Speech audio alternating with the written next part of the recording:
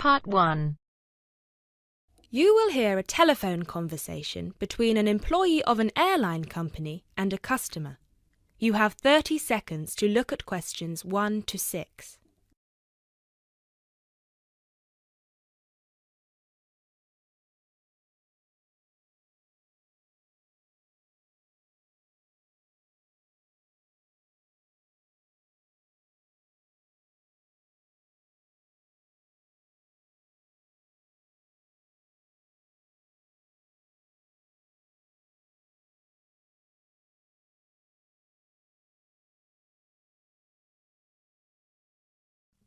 GB Airlines, this is Kyle speaking. How can I help?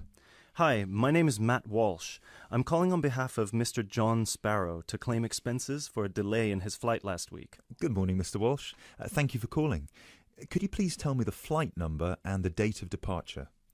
The date of departure was the 24th of January, 2016. I'm afraid I don't have the flight number in front of me at the moment. Okay, that's all right. One moment.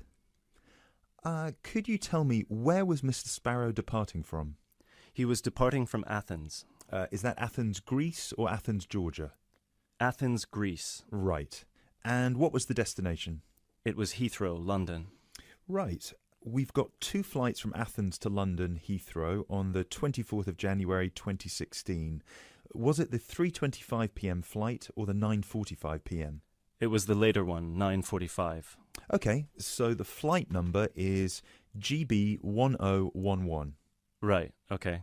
Okay, yes. I can see that Mr. Sparrow's flight was cancelled and he was booked on the next flight on the 25th of January at 3:25 p.m. Is that correct? Yes, that is correct. According to our system, one of my colleagues spoke with Mr. Sparrow on the phone on the 24th to inform him of the cancellation and offered to book a hotel for him for the night, but Mr. Sparrow preferred to book one himself. Yes, because he didn't want to stay near the airport, as the next flight was in the afternoon. Yes, of course. Could you tell me which hotel he stayed at? Yes, he stayed at the Hypnos Hotel. Oh, could you spell that for me? Of course. That's Hypnos. Right. Thank you for that. And could you please tell me how much the total cost was for the night? Sure. It was 73 euros. Right.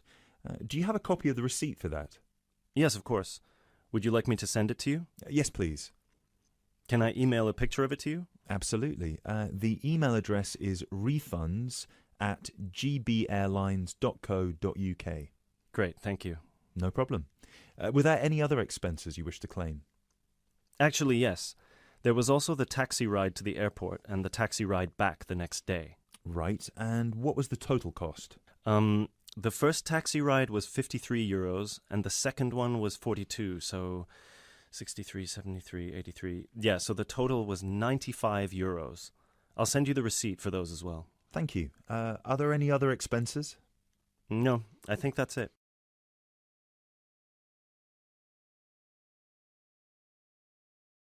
You now have 30 seconds to look at questions 7 to 10.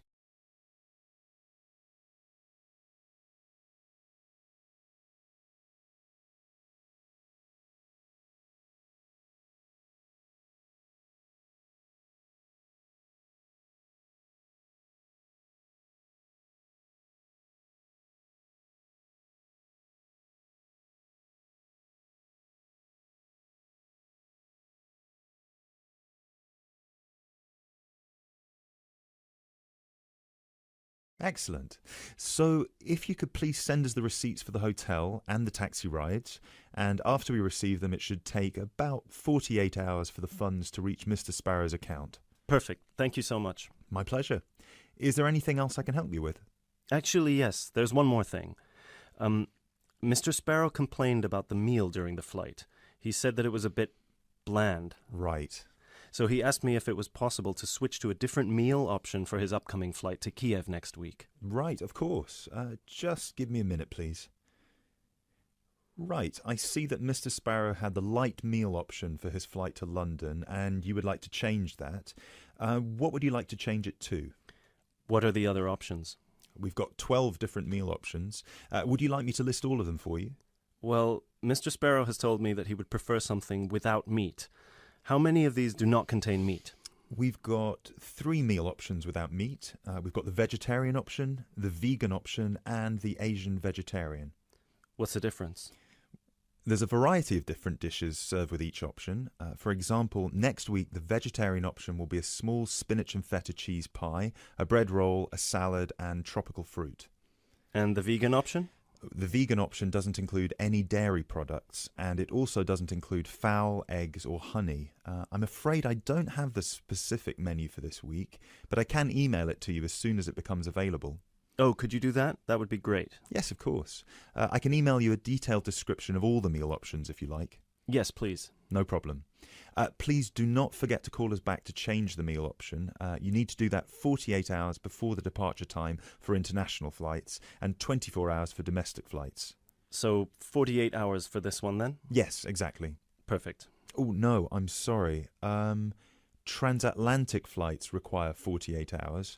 All flights within Europe require 24 hours. So in this case, you will need to call us 24 hours in advance. I apologise for that.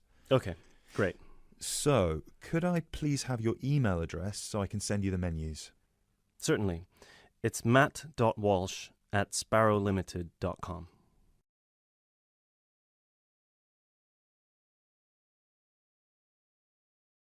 That is the end of part 1.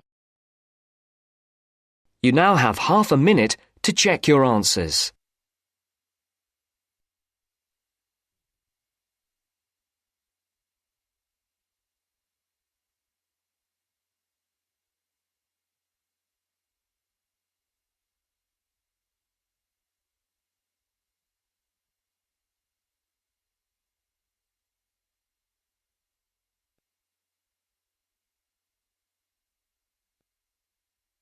Now First, you turns to have some part 2. time to look at questions Part 2. 11 to 16.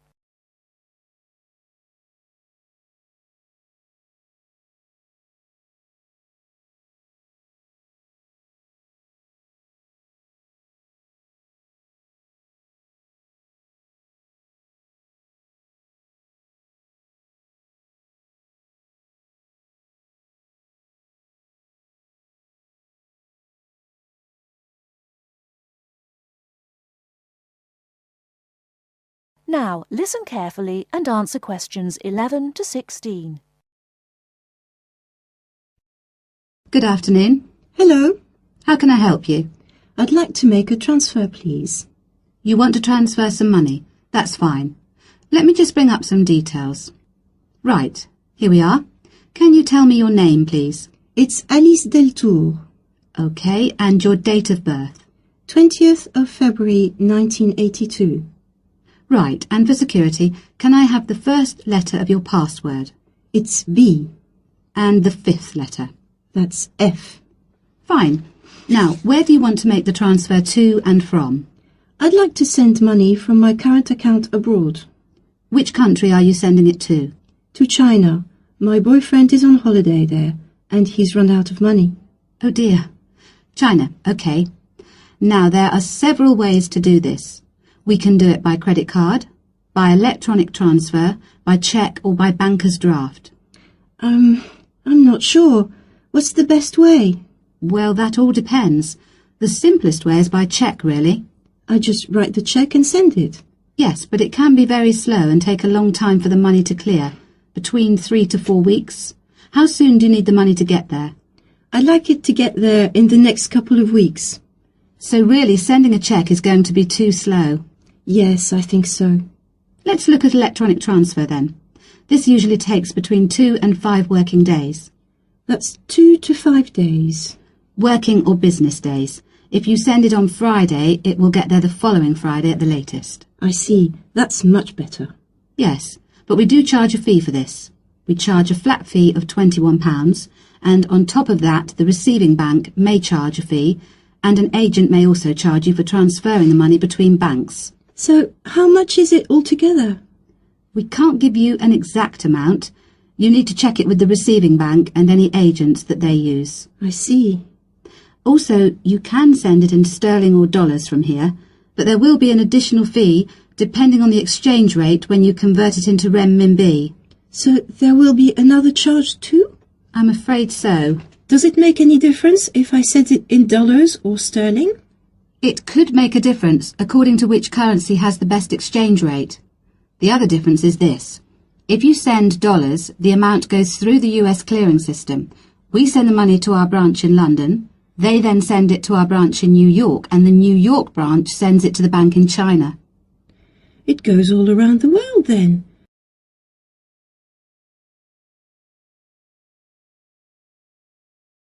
Before you hear the rest of the talk, you have some time to look at questions 17 to 20.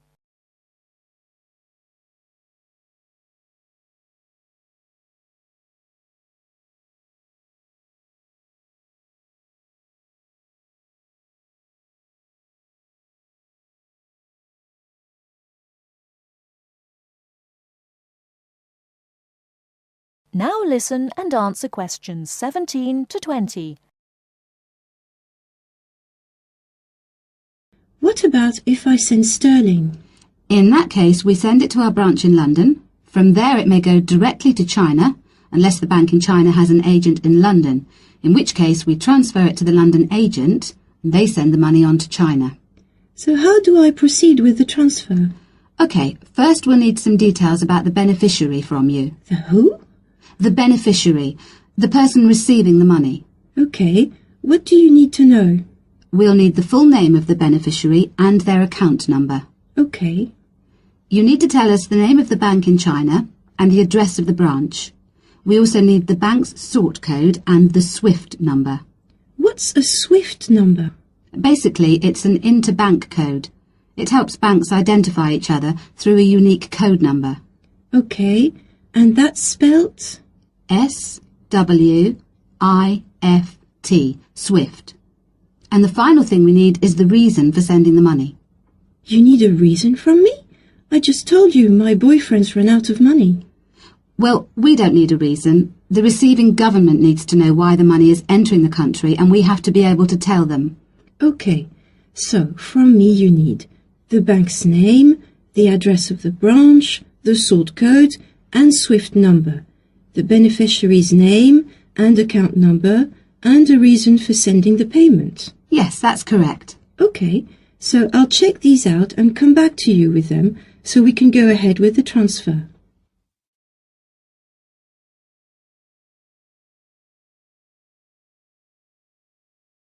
That is the end of part 2. You now have half a minute to check your answers.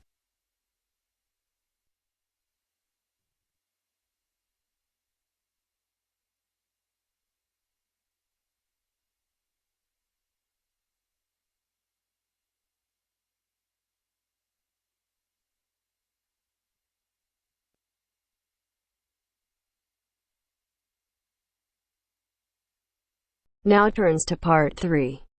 Part 3.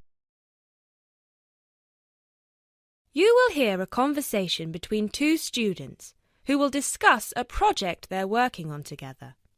You have 30 seconds to look at questions 21 to 27.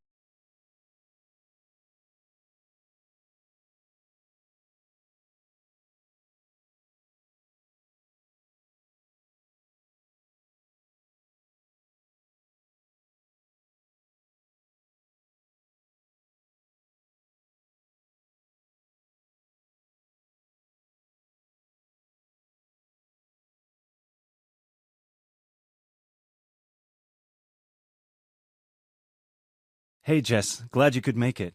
We've got a lot to discuss. Hi, Matt. Yes, sorry I'm a bit late. I did bring all my notes with me. Yes, me too. Where shall we start? Well, I think it would be a good idea to clarify our objectives just one more time. Yes, good idea. Okay, here we are. We need to record, photograph, and identify the plant species in 10 1-square-meter plots. Does it say anything about where these plots should be and how they should be laid out? Ah, here it is. It says that all the plots need to be no more than 10 meters apart. And how do we choose them?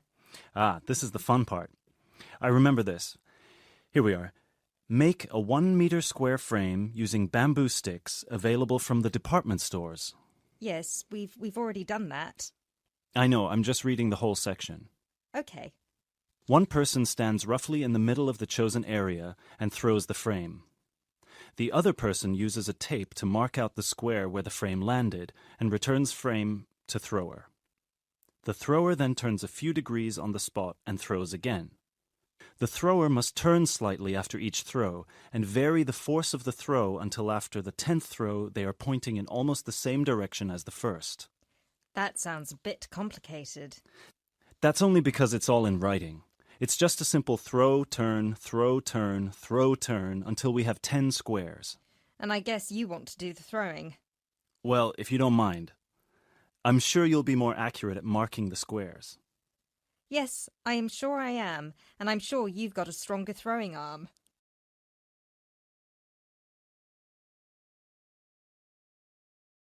You now have 30 seconds to look at questions 28 to 30.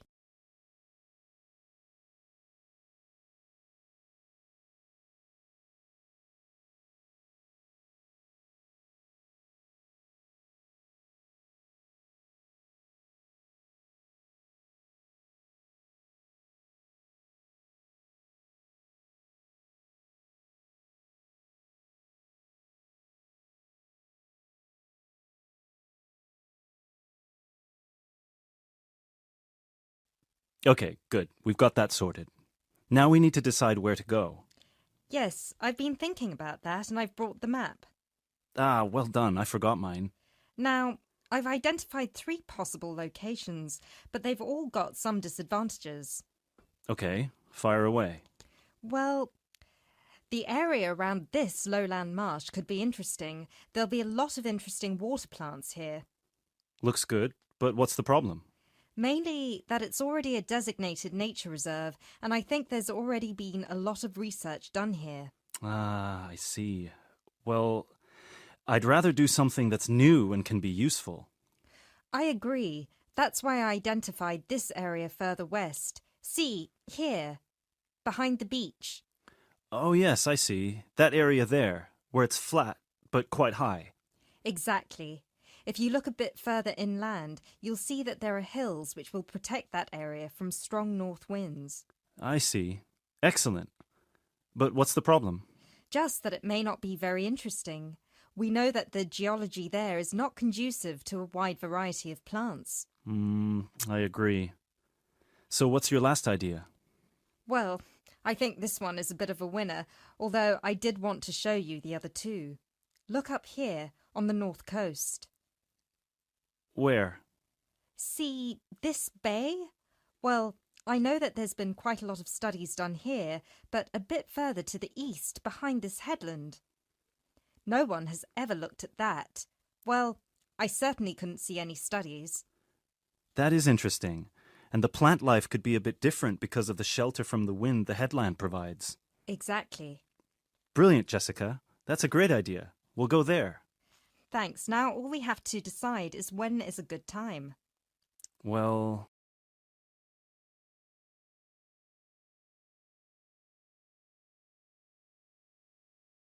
That is the end of part 3. You now have half a minute to check your answers.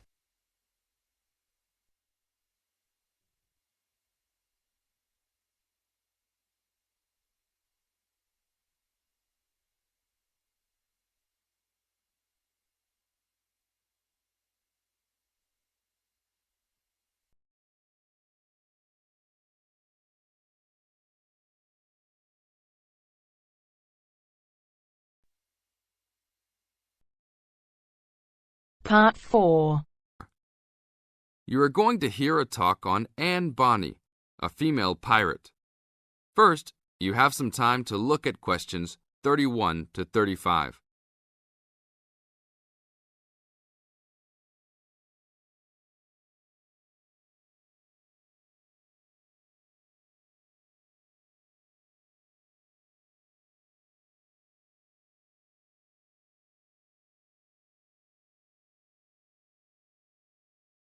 Now listen to the tape and answer the questions. Anne Bonny was one of the 2 most famous female pirates. She sailed on the crew of Calico Jack Rackham. Anne was romantically involved with Calico Jack, but she could be counted as none the less as fearless as any other pirate. She was born in County Cork, daughter of an attorney and his maid. The lawyer left Ireland in disgrace, but found fortune in the Carolinas. There he amassed a fortune and bought a large plantation. A ne'er-do-well pirate sailor named James Bonney married Anne in an attempt to steal the plantation, but Anne's father instead disowned her. Bonney then took Anne to the Bahamas, where he turned informer to Governor Woodes Rogers, turning in any sailor he didn't like as a pirate for a handsome reward. Anne quickly grew to dislike her spineless husband and quickly caught the eye of one Calico Jack Rackham, a pirate of some renown. Governor Rogers had recently passed an amnesty for pirates, which left Bonney out of work. The admiration between Anne and Calico was mutual. Calico Jack was a handsome man who knew how to spend money as well as steal it. Anne was a well-endowed lass with a fiery spirit and a temper that matched that of any man. In any event, Calico offered to buy Anne from Bonney, but Bonney instead took the matter up with Governor Rogers, who said that Anne was to be flogged and returned to her true husband. That night, Calico and Anne slipped out in the harbour, stole a sloop, and began a life of piracy together.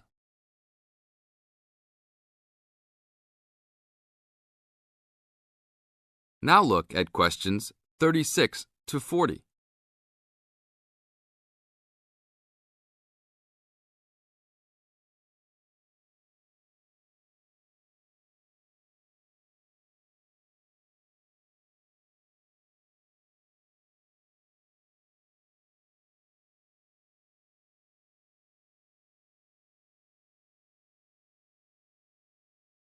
Questions 36 to 40. Anne fought in men's clothing, was an expert with pistol and cutlass, and considered as dangerous as any male pirate. She was fearless in battle, and often was a member of any boarding party. In October of 1720, retribution was close at hand. The governor of Jamaica, hearing of Calico's presence, sent an armed sloop to intervene and capture the captain and crew.